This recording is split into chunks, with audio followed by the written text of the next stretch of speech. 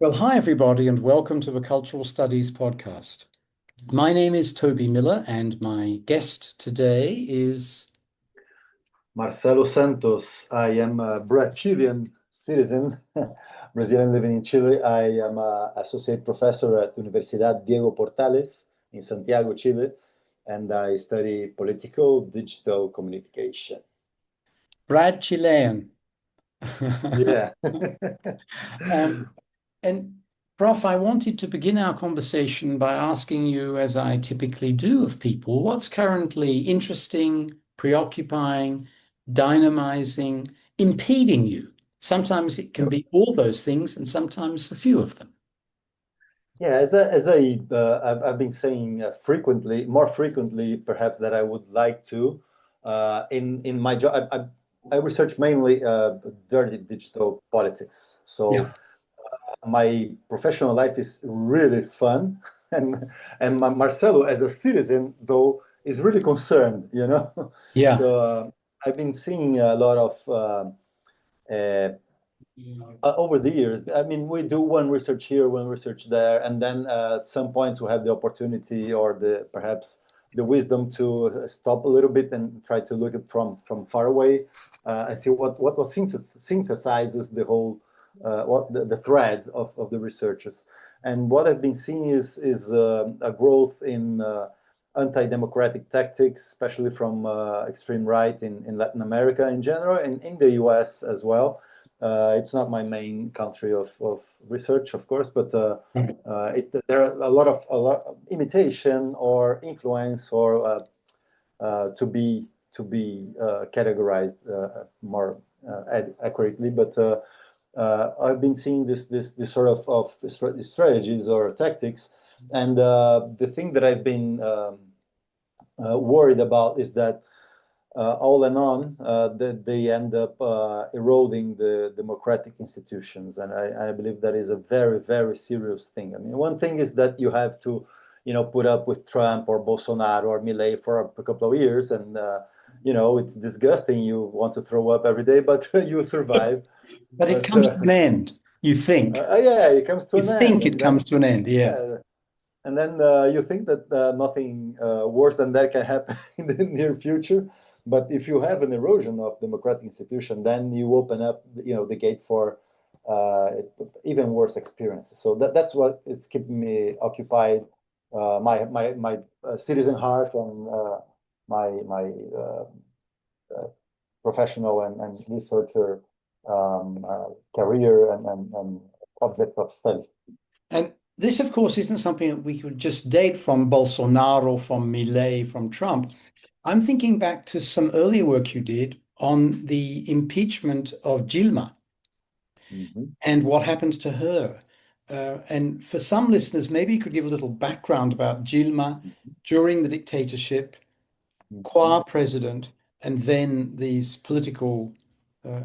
shenanigans, claiming corruption. I'm not in a position to say whether or not she was corrupt. I have no idea, but perhaps you could give a little bit of context to that and to the research that you did. Yes, of course, of course. Dilma Rousseff, she's a Brazilian politician that started out as fighting against the dictatorship in the 70s, and she was arrested. She was tortured. She held guns. I mean, she was a very brave woman at the moment, and she was minister for Luiz Inácio Lula da Silva second government, I believe, and she gained his confidence, and she was elected as her successor.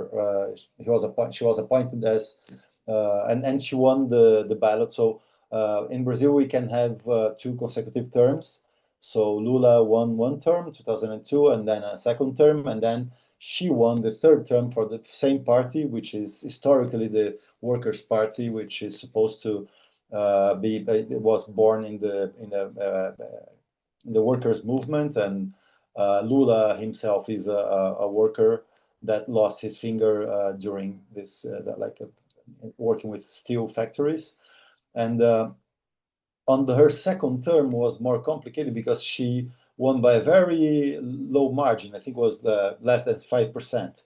And that opened up an avenue for questioning her the validity of the elections, and and that also there was another concomitant thing that was interesting because there were some protests in the wave this wave of the 2010s protests, like Indignados in Spain, Occupy Wall Street, and in the North America in general, and here in Chile the student movement, and Arab Spring, of course, and some other smaller movements all over the world. In that moment in Brazil, there was also a movement that sparked because of a problem with the transportation, the price of transportation, and so it was originally focused on that, and but there was a lot of dissatisfaction with social issues, and a lot of people started going to the streets. There was some repression, and the thing was just started changing its form. It was not a socialist, a movement for the rights of transportation. It started being whatever problem was affecting you or your social circle. So they started talking about corruption. They started talking about other issues, and those were captured by a new right movement, which was bred in this kind of Koch brothers orbit of influence. The Students for Liberty. So this guy Kim Kataguri was formed there, just like the brother of Johannes Kaiser here in Chile was formed there too. So this is the neoliberal kind of Malay libertarian ideology. So they started to capture that unsatisfaction with Brazilian society that kind of reached the Lula's reforms reached kind of a limit to the benefits of medium classes and low classes, and the right wing kind of capitalized that conjunction of dissatisfaction, economic crisis, and of course the low difference in the votes, which rests a little bit of legitimacy of the second term of Dilma Rousseff. And they promoted what some people, and I agree, call a parliamentary coup, or a soft coup, as Noam Chomsky said, for instance. And they took her out. So one of the things I did was to study that period, because people went to the streets, and there was a lot of so the first social protests in 2013, 14, there were like this kind of chaotic demands that were not capitalized by anybody, and the right wing is able to capitalize it in 2016. And once Dilma is ousted, is officially ousted, and the vice president becomes the president, there was some very massive protests. I mean, more than 1 million people in São Paulo, for instance. And I was studying because in many countries in Latin America we have this perception, and we have a lot of data to back that up. That mainstream media is pretty much aligned with elites' interests. So social process, social movement, minority movements are not well covered by those media. So in that moment, we had that perception. So I wanted to study how people were making their own discourses, and making like this dispute for the narrative of the protests against the impeachment of Dilma Rousseff on the streets. And fun thing was, well, I did that, and the findings were very little exciting.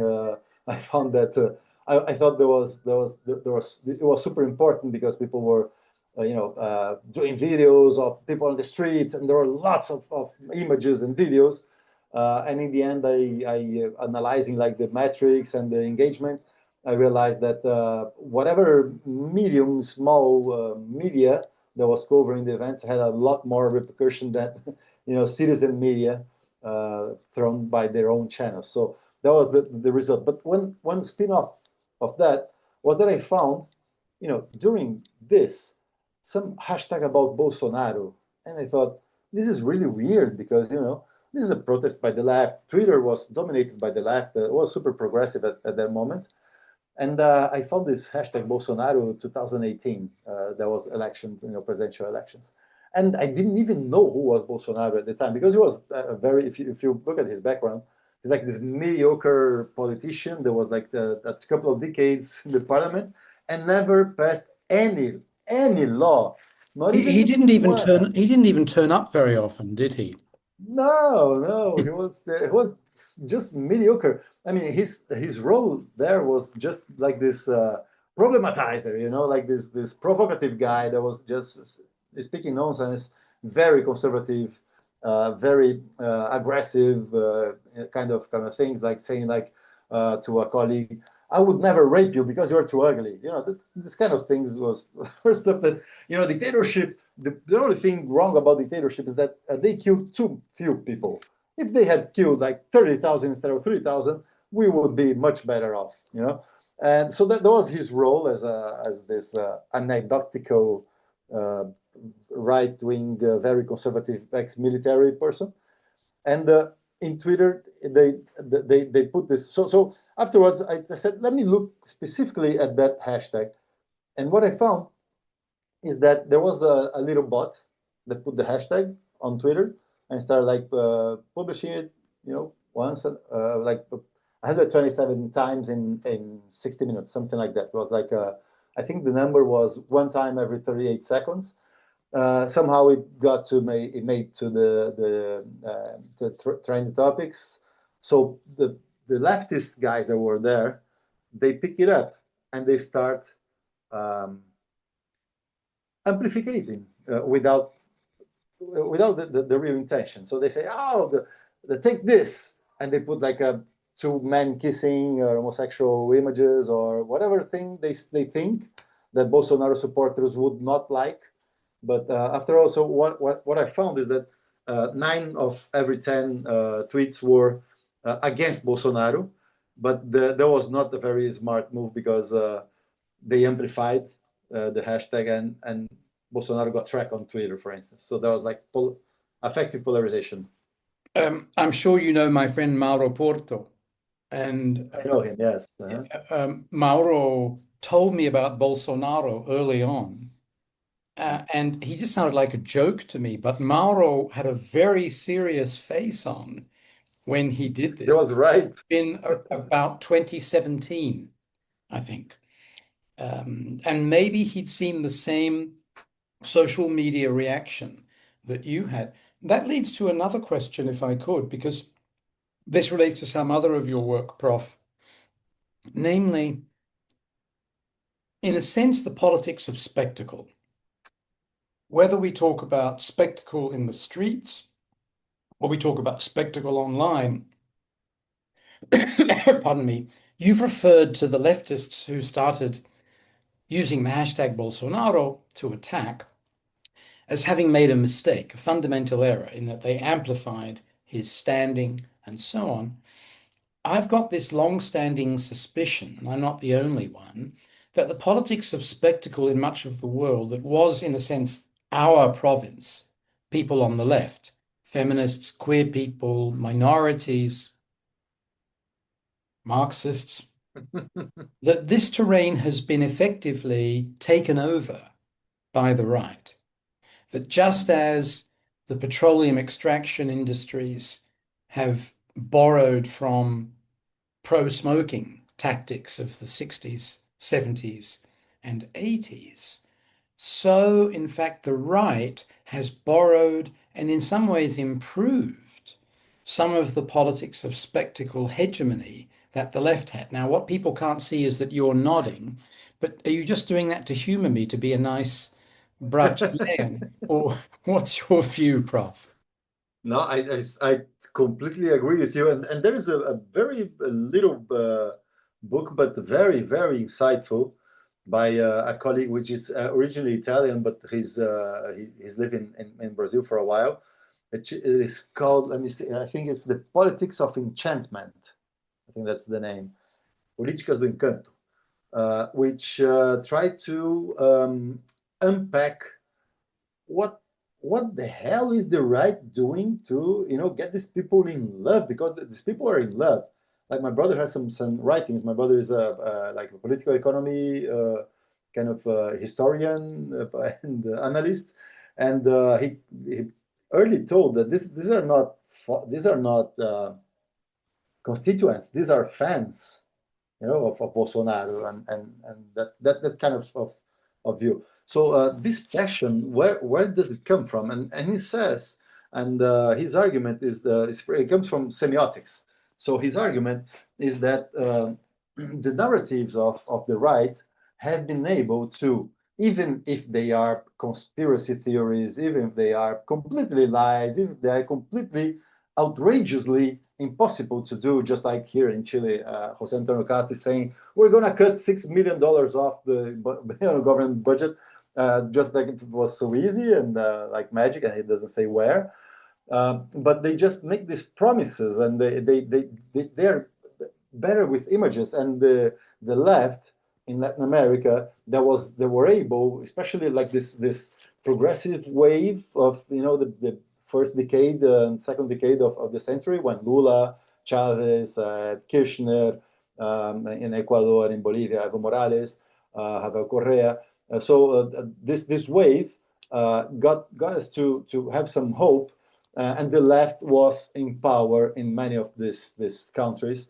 So what he argues, Paulo de Moro, is that the left became technical, technocratic. So the speech was like, we need the budget, and there's such percent, and this graph means that. And while the right was saying, let's expel all immigrants, we need to get, or Trump, make America great again. Like, let's go to a place that you can imagine, and you can imagine something beautiful, something nice, which is what we were able to do as left historically.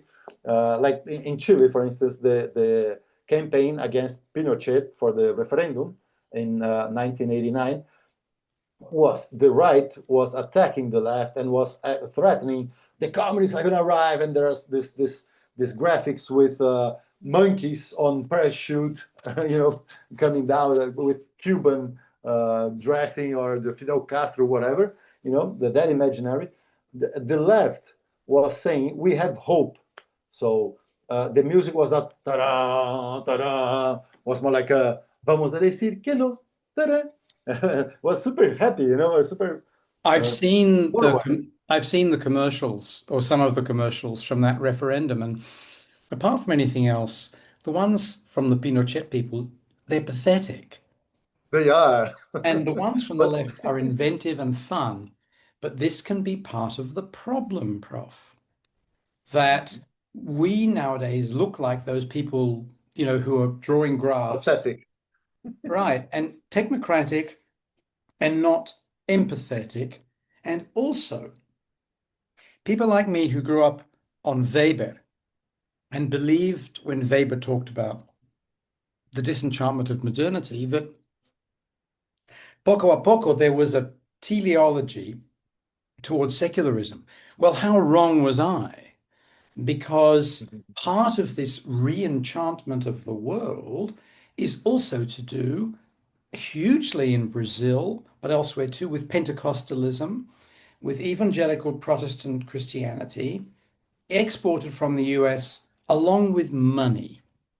And of course, Yes. Pentecostalism, To go against the theory of teoria, the original lines of now I don't remember the Leonardo Boff, and it's not theory of the press. There's the teoria de libertación. It's like the theory of liberation, which was the leftist wing of the people, the church, and so there was a movement liberation to, theology. yeah, liberation theology, exactly. Mhm. Right.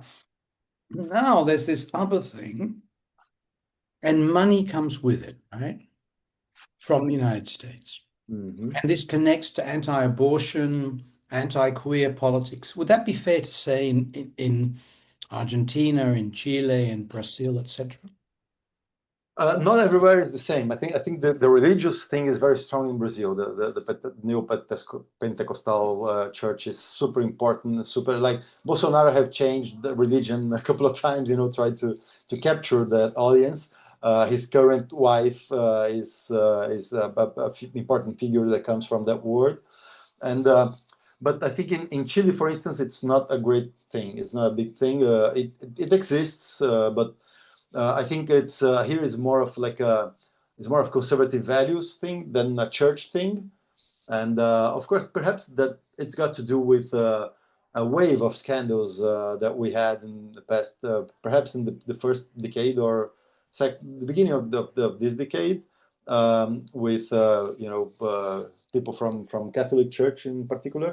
So I think there might be some relation to that, and perhaps in other countries I'm unable to tell with more certainty, but it's certainly not the same path here in Chile than in Brazil with the religion Got thing. it.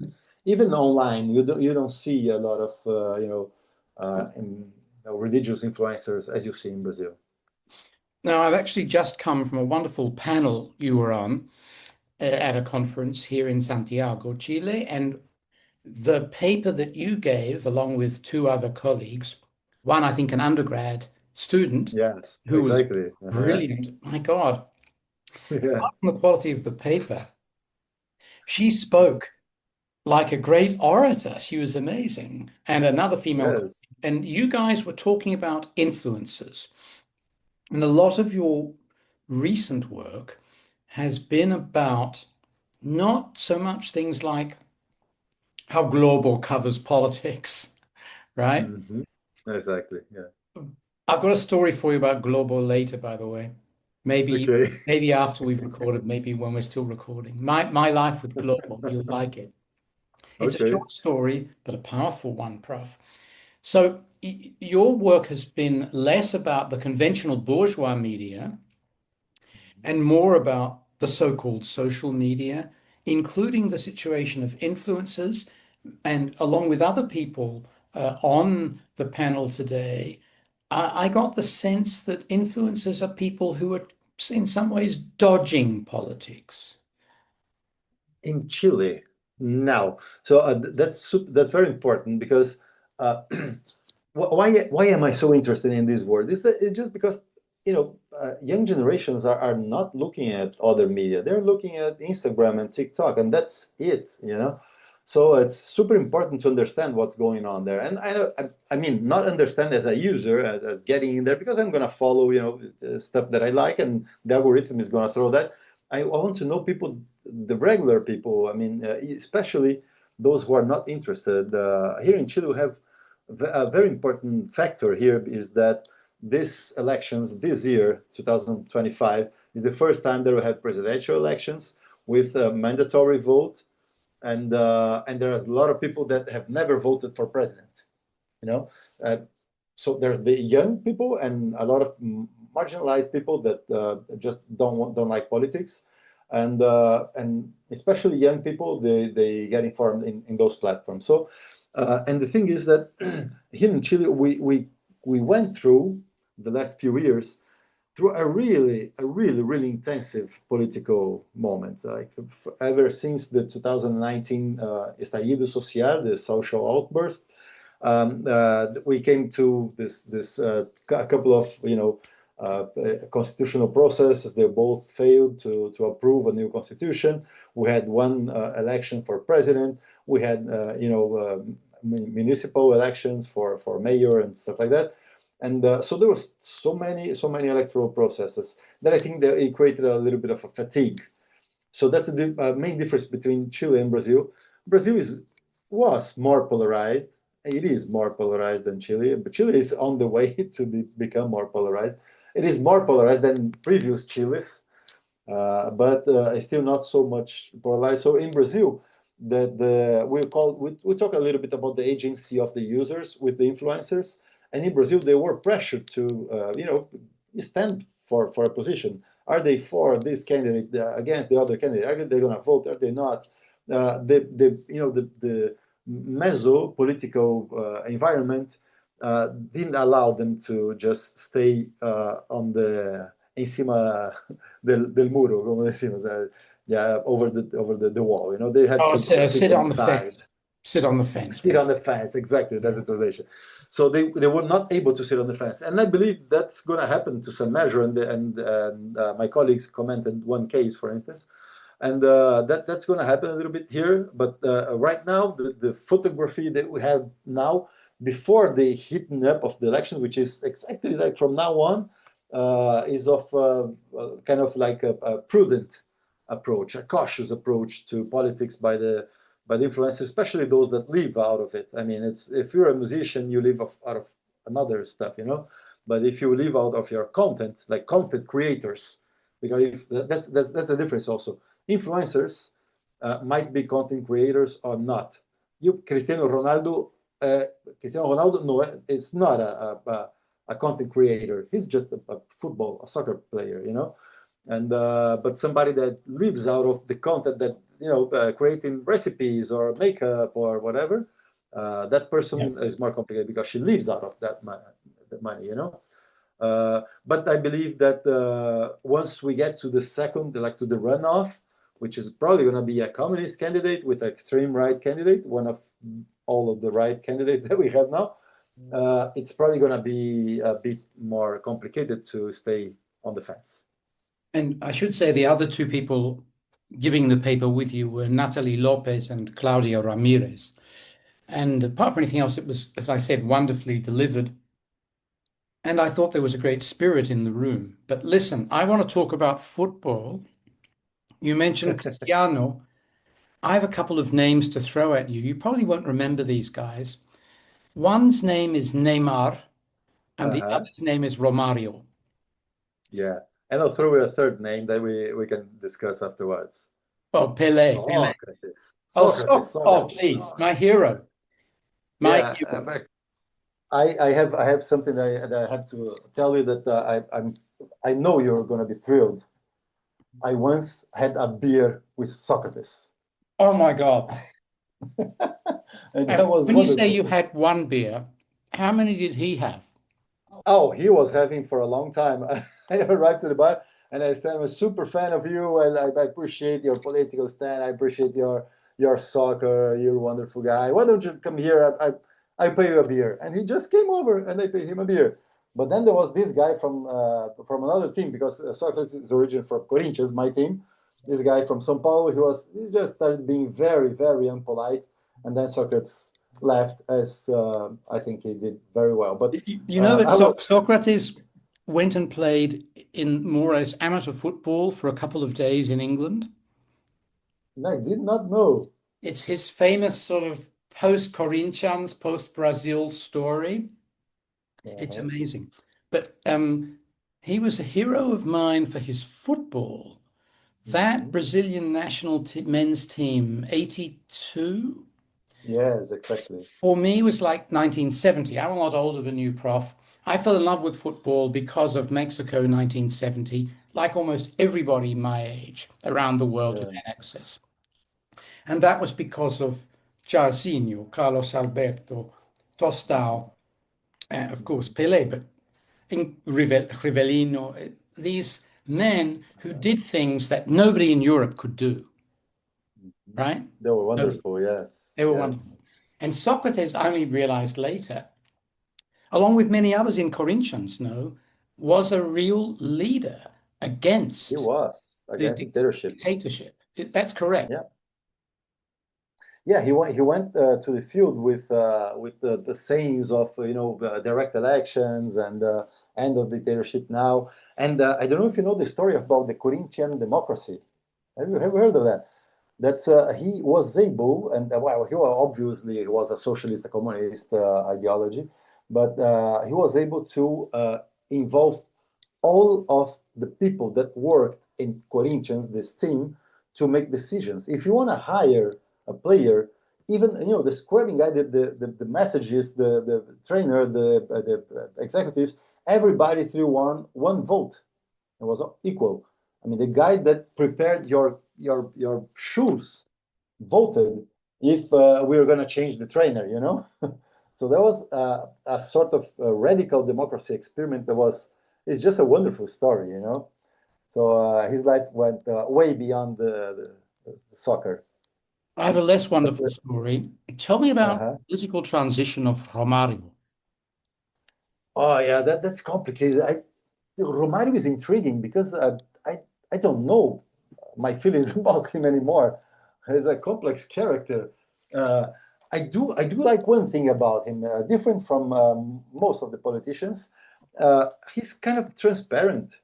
He tells what he thinks and he does what he thinks, and so in that sense, it's safe.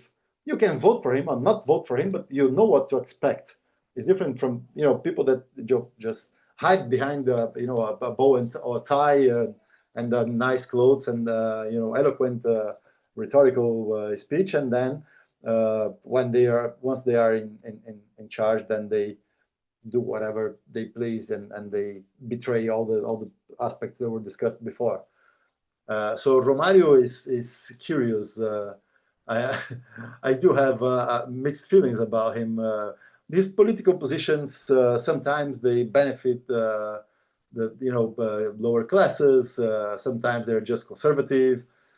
I'm not sure where Romario stands in the political spectrum. He's this complicated guy. It's complicated, but with Neymar, I get the sense he doesn't understand anything about politics. He just likes No, fun and money and football.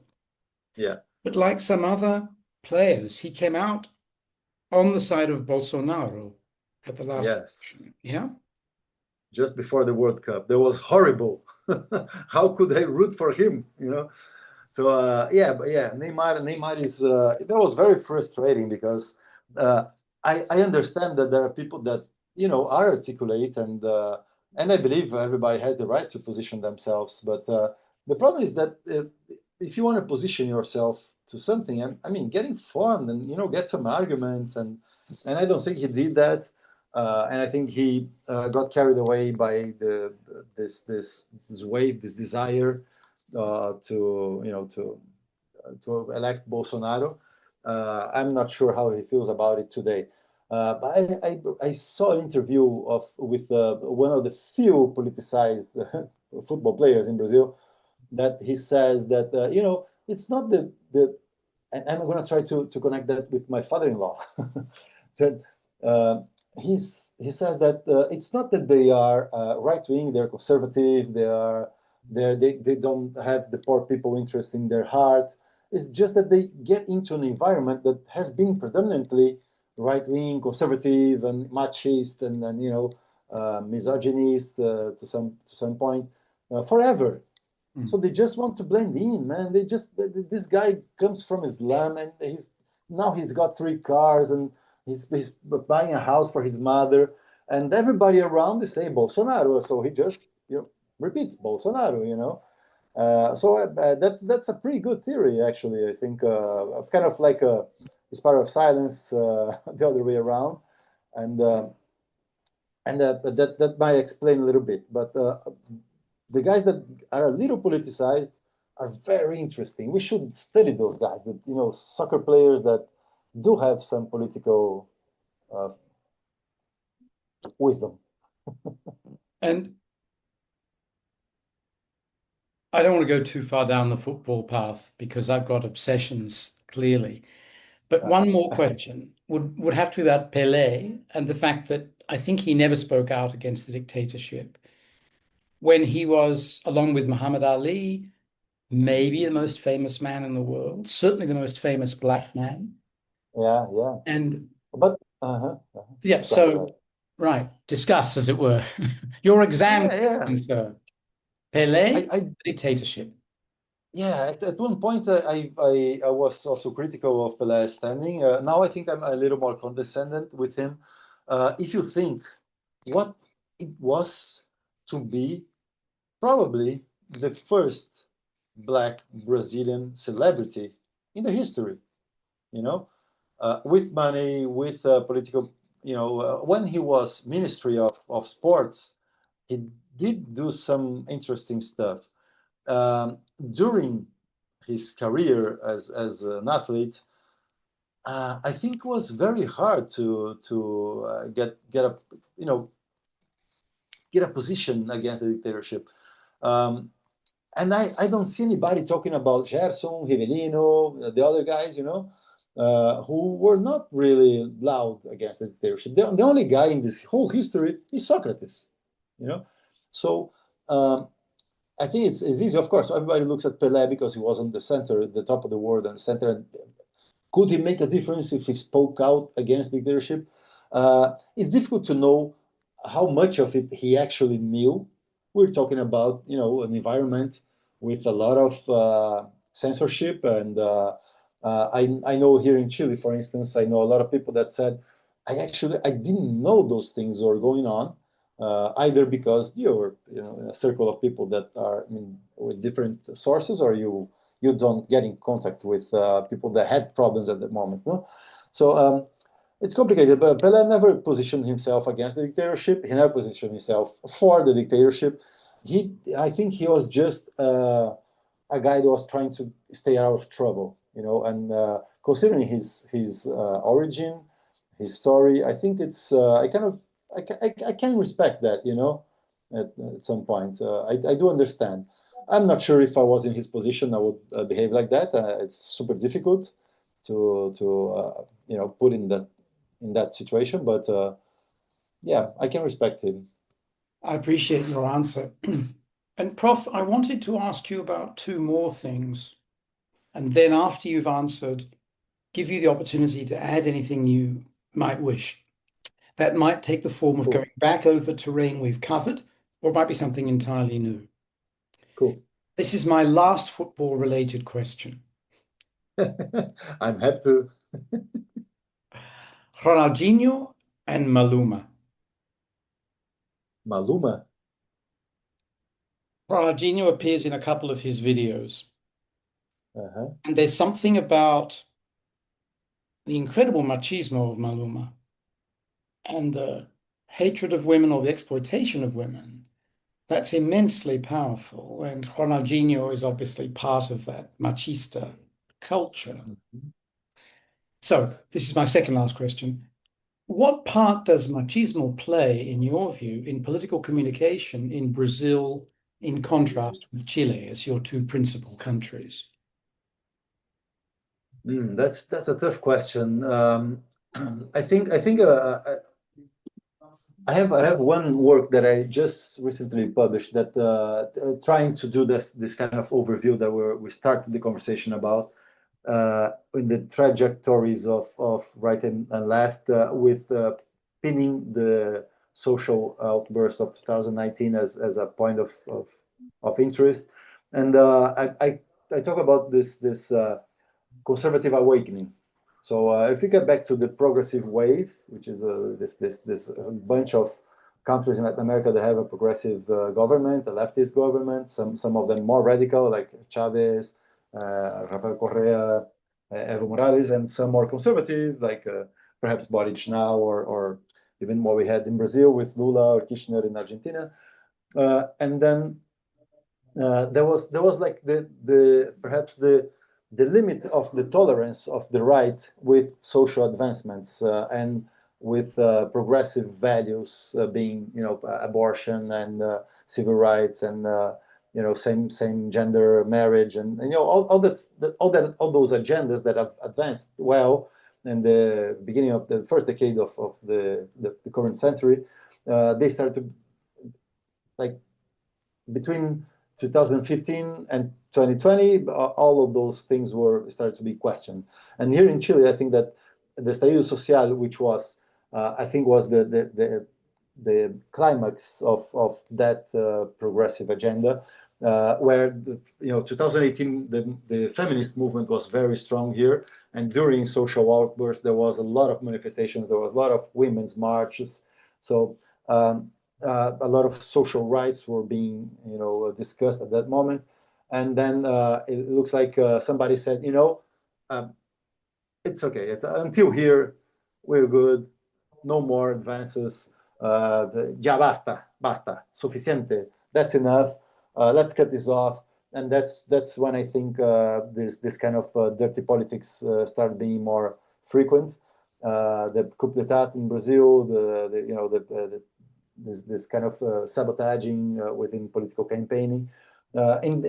Within that frame, I think that the rebirth of machismo culture is super relevant, and and I think that also it has some adhesion, and we've seen that a lot of sympathy with more anti-feminist movements here in Chile by younger generations, and I believe that's got to do with sort of like this difficulty to understand what's the role of the man in this feminist world, you know, and the young guys are feeling like, or if we were looking at the empowerment of women, but we were not looking at the disempowerment of men. So I think there's a crisis of balance, of power, of feeling of empowerment that comes along with it that we neglected, and that it is being captured by the conservative forces that are trying to look for, you know, let's make machismo great again, you know, something like that. Something, and that's more or less what I've been seeing here, What you've been captured by seeing, this. how very Yeah. depressing. So, Prof, my last question before inviting you to add anything you wish is that I've noticed at this conference and others that Habermasian notions of the Ideal Speech Act are very important in Latin American communication studies.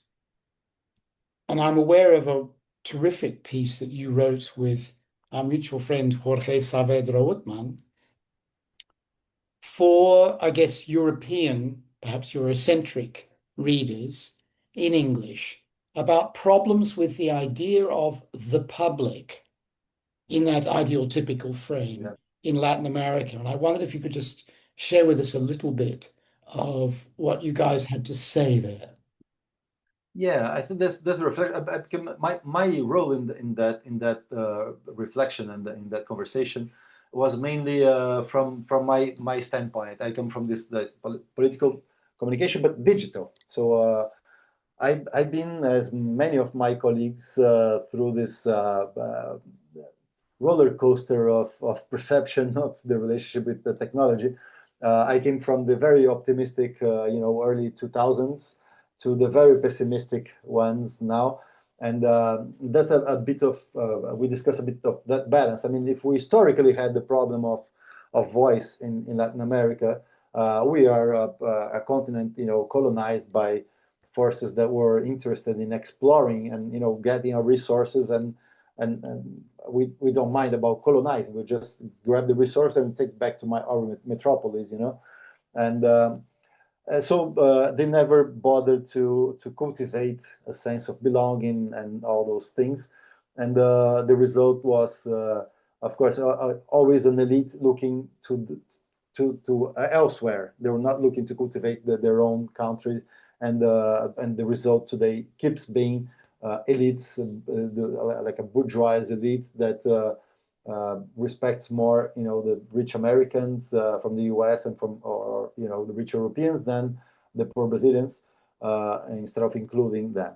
That reflects in the systems of the media systems, and so this optimism that we had with social media, with first with blogs, or first with indie media, with other initiatives of using digital and the accessibility to digital technology much easier than to have like a TV station. There was this optimism, and then after a while we understand that there are structural inequalities that are reproduced within those environments as well, and the lack of voice keeps being. So we do have channels, we do not have voice. Everybody can have a Twitter channel, a Next channel, a Facebook page, or whatever, but it is not the same as having followers and people that listen to you. So that's the difference between channel and voice in this sense, in the technological sense, like the affordances and the features of social media.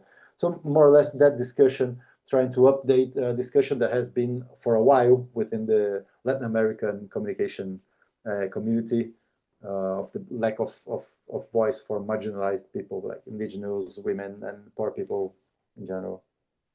And finally, Prof, are there things you'd like to add? As I said, that might take the form of something entirely new, or it may be that you want to retrace our steps? Yeah, I think what will be interesting here, kind of synthesizing. I think there's one preoccupation that I have that is worth. Um, I will perhaps go back to the beginning of this conversation. I think this the issue that is bothering the most, I think, is the proliferation of conspiracy theories, mainly against democracy, um, and it's beginning to erode the confidence people have in these systems, and I'm very much worried for the last 5 years or a little more. With more opaque systems, more that like messaging systems like Telegram or WhatsApp, where people talk about this stuff, but that doesn't necessarily come to the surface, but it forms their minds. So as we were talking about the influencers, there are these circuits of meaning that are built with between influencers that are not necessarily political by visibly political, but they can be captured by political forces of interest or interests. And the same thing happens in this, um, subterranean networks such as WhatsApp groups and Telegram groups and whatever other Instagram or whatever this information circulates. And so I've been trying to understand what's going on in those environments. So I think it's I know if I could leave a little message here to the people that are interested in this stuff and listening to us, perhaps to help being curators of information of their families and their parents and their kinship, whatever, because it's not easy to navigate the information environments nowadays, and I don't want to hear anymore people like my mom that she says, I know the television lies because Bolsonaro says television lies, and then I go to YouTube, and then you say that YouTube lies, and then I go to and somebody says that it lies. So you know what? I just don't want to do anything with it anymore. I'm not gonna vote. I'm not gonna see. I'm not gonna read. I don't know what's true, what's not true. I'm just gonna see kitty faces on Facebook, and so that kind of throwing the towel is, I think, is a very, very unfortunate outcome of these information environments, and I hope it's not so frequent as I think it is, and I hope it doesn't keep growing. Well, On Prof, the note of optimism, that's not exactly a note of optimism, but what I can say to people, even if you're not interested in football, go on to the aforementioned YouTube and enter 1982 World Cup Brazil, and and you, watch all the matches, even the last all one. the matches.